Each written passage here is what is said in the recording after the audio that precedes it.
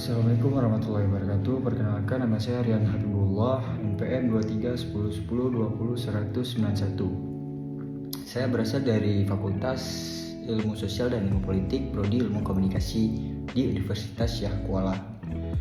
Jadi pada saat ini saya akan mempresentasikan materi tentang kebijakan perlindungan data pribadi.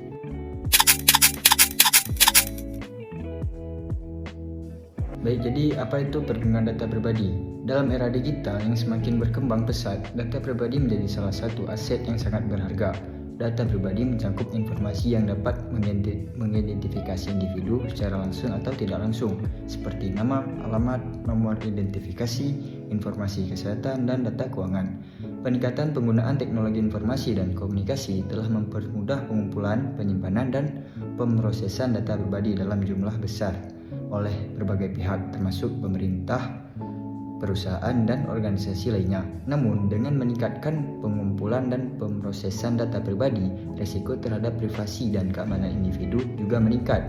Penyalahgunaan data pribadi dapat mengakibatkan kerugian yang signifikan, termasuk mencuri identitas, penipuan, dan pelanggaran privasi. Oleh karena itu, muncul kebutuhan dan mendesak untuk melindungi data pribadi dari akses, pengungkapan, dan penggunaan yang tidak sah. Kebijakan perlindungan data pribadi bertujuan untuk memberikan kerangka kerja, hukum, dan regulasi yang mengatur bagaimana data pribadi harus dikumpulkan, disimpan, diproses, dan dilindungi. Kebijakan ini juga bertujuan untuk memberikan hak dan kontrol kepada individu atas data pribadi mereka, serta memastikan bahwa organisasi yang mengelola data pribadi mematuhi standar keamanan yang tinggi. Jadi tujuannya itu adalah pertama, meningkatkan kesadaran, mengedukasi audiens tentang pentingnya perlindungan data pribadi dan risiko yang terkait dengan pengelolaan data yang tidak aman. Yang kedua ada menjelaskan kebijakan, penyampaian secara jelas dan ringkas mengenai kebijakan perlindungan data pribadi yang telah ditetapkan, termasuk prinsip-prinsip dan prosedur yang harus diikuti. Dan yang ketiga ada menginformasikan hak dan kewajiban, memberikan pemahaman kepada individu tentang hak-hak mereka terkait data pribadi serta kewajiban organisasi dalam melindungi data tersebut. Jadi tujuan kebijakan perlindungan data pribadi itu yang pertama ada melindungi privasi individu, yakni adalah kebijakan ini bertujuan untuk melindungi hak privasi individu dengan memastikan bahwa data pribadi mereka diproses secara aman dan hanya untuk tujuan yang sah dan diizinkan oleh hukum. Yang kedua ada mengatur pengelolaan data pribadi, memberikan pedoman yang jelas bagi organisasi tentang cara mengumpulkan, menyimpan, menggunakan, dan mengungkapkan data pribadi secara sah dan etis. Yang ketiga itu ada meningkatkan kepercayaan publik, yang dimana dengan memastikan bahwa data pribadi dilindungi dengan baik. Kebijakan ini berupaya untuk meningkatkan kepercayaan publik terhadap organisasi yang mengelola data pribadi mereka. Yang keempat adalah mengurangi risiko pelanggaran data, yang dimana menetapkan standar keamanan yang ketat untuk mengurangi risiko pelanggaran data yang dapat merugikan individu dan organisasi. Dengan kebijakan yang efektif dan komprehensif, diharapkan data pribadi dapat dilindungi dengan baik sehingga dapat menciptakan lingkungan digital yang aman dan terpercaya bagi semua pihak yang terlibat. Analisis kebijakan perlindungan data pribadi dari sudut pandang saya. Yang pertama ada pentingnya privasi, yakni melindungi data pribadi berarti menjaga privasi dan mengurangi risiko penyalahgunaan informasi seperti pencurian identitas. Yang kedua ada kepercayaan konsumen, yang dimana kebijakan yang ketat meningkatkan kepercayaan saya pada organisasi, memastikan data saya dikelola dengan aman. Dan yang ketiga, kepatuhan dan transparansi. Kebijakan ini memastikan organisasi bertindak transparan dan sesuai hukum, melindungi hak asasi saya dan meningkatkan kredibilitas organisasi. Yang keempat ada kontrol atas data pribadi. Hak asasi, perbaikan, dan penghapusan data memberi saya kontrol lebih besar atas informasi pribadi saya. Yang kelima ada tanggung jawab organisasi, yang dimana mendorong praktik keamanan yang baik untuk mencegah kebocoran data dan serangan cyber. Yang keenam ada edukasi dan kesadaran, yang dimana meningkatkan kesadaran tentang pentingnya menjaga data pribadi dan cara melindunginya. Yang ketujuh ada konsekuensi pelanggaran. Saksi hukum untuk pelanggaran memberikan jaminan tambahan bahwa hak-hak saya dilindungi. Selanjutnya adalah dampak positif dan negatif. Yang pertama itu perlindungan hak privasi. Dampak positifnya adalah kebijakan ini melindungi hak individu untuk menjaga privasi informasi pribadi mereka. Data pribadi yang sensitif seperti informasi kesehatan, keuangan, dan lainnya dilindungi dari penyalahgunaan. Dampak negatifnya, implementasi yang ketat bisa menghambat akses ke data yang penting untuk layanan publik atau penelitian, terutama di bidang kesehatan dan keamanan. Yang kedua ada keamanan data. Dampak positifnya adalah dengan adanya regulasi ketat, perusahaan dan organisasi lebih terdorong untuk meningkatkan sistem keamanan mereka untuk mencegah pelanggaran data dan kebocoran informasi.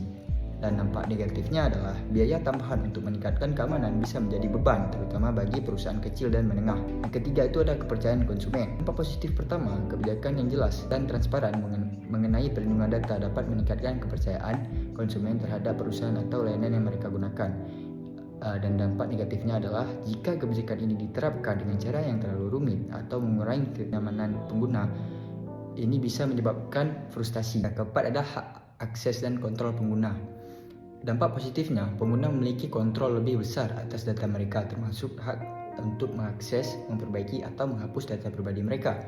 Dan dampak negatifnya adalah proses ini bisa memerlukan waktu dan upaya tambahan, baik dari pihak pengguna maupun perusahaan. Baik, selanjutnya adalah kelebihan dan kekurangan di dalam kebijakan penyalahgunaan data pribadi. Pertama ada kelebihan. Kelebihan pertama ini privasi dan keamanan pengguna. Jadi kelebihannya itu melindungi informasi pribadi dari penyalahgunaan dan kejahatan siber. Yang kedua ada kepercayaan konsumen, meningkatkan kepercayaan konsumen terhadap perusahaan yang mematuhi kebijakan ini. Yang ketiga ada kepatuhan hukum, yang dimana memastikan kepatuhan organisasi terhadap peraturan dan undang-undang. Selanjutnya ada kekurangan. Yang pertama itu ada di dalam segi biaya implementasi, yang dimana memerlukan investasi yang signifikan dalam infrastruktur dan pelatihan staf. Yang kedua ada risiko kepatuhan. Organisasi bisa menghadapi denda besar dan kerugian reputasi jika tidak mematuhi kebijakan. Baik dalam konteks Kota Banda Aceh, kebijakan perlindungan data pribadi tetap memiliki relevansi yang signifikan meskipun mungkin terdapat beberapa pertimbangan tambahan. Yang pertama itu peningkatan keamanan data. Mengingat perkembangan teknologi dan penggunaan internet di Banda Aceh, perlindungan data pribadi menjadi penting untuk melindungi warga dari kejahatan siber dan penyalahgunaan data. Yang kedua ada kepatuhan hukum, yang dimana sebagian dari Indonesia, Kota Banda Aceh juga harus mematuhi peraturan perlindungan data yang ditetapkan oleh pemerintahan pusat, seperti Undang-Undang Nomor 11 Tahun 2008 tentang Informasi dan Transaksi Elektronik dan peraturan yang terkait. Yang ketiga adalah kepercayaan publik, yang dimana menerapkan kebijakan perlindungan data pribadi dapat meningkatkan kepercayaan masyarakat terhadap instansi dan perusahaan di Kota Banda Aceh, baik pemerintah maupun swasta yang mengelola data pribadi mereka. Yang keempat adalah pengembangan digitalisasi, yang dimana Banda Aceh juga sedang mengalami perkembangan dalam bidang digitalisasi layanan publik dan bisnis. Dalam konteks ini, perlindungan data menjadi kunci untuk memastikan bahwa informasi yang dikumpulkan dan diproses oleh pemerintah atau perusahaan dilakukan dengan aman dan etis. Dengan demikian, walaupun konteksnya lokal, kebijakan perlindungan data pribadi tetap relevan dan penting bagi Kota Banda Aceh untuk melindungi warga dan memastikan kepatuhan terhadap regulasi yang berlaku. Baik, selanjutnya saya akan memberikan pandangan saya terhadap kebijakan perlindungan data pribadi dalam konteks Kota Banda Aceh. Itu ada beberapa poin. Yang pertama, kondisi lokal. Jadi maksud saya di sini adalah pertimbangkan bagaimana kondisi lokal, budaya dan kebutuhan masyarakat di Kota Banda Aceh mempengaruhi perlindungan data pribadi. Misalnya, adakah kekhawatiran khusus terkait privasi data di masyarakat atau dalam kegiatan ekonomi lokal? Yang kedua, tingkat kesiapan. Jadi di sini maksud saya, evaluasilah tingkat kesiapan infrastruktur teknologi dan kesadaran akan perlindungan data di Banda Aceh. Apakah infrastruktur teknologi dan sumber daya manusia sudah cukup siap untuk menerapkan kebijakan perlindungan data dengan baik? Yang ketiga, tantangan lokal. Identifikasikan tantangan khusus yang dihadapi oleh Banda Aceh dalam menerapkan kebijakan perlindungan data pribadi. Mungkin Anda tantangan hukum, budaya, atau ekonomi yang perlu diatasi. Yang keempat itu ada manfaat dan dampak. Tujuan manfaat jangka panjang dan dampak yang dapat dihasilkan dari implementasi kebijakan perlindungan data pribadi di Kota Banda Aceh. Bagaimana kebijakan ini dapat meningkatkan keamanan, kepercayaan, dan kemajuan ekonomi lokal. Sekian dari saya. Assalamualaikum warahmatullahi wabarakatuh.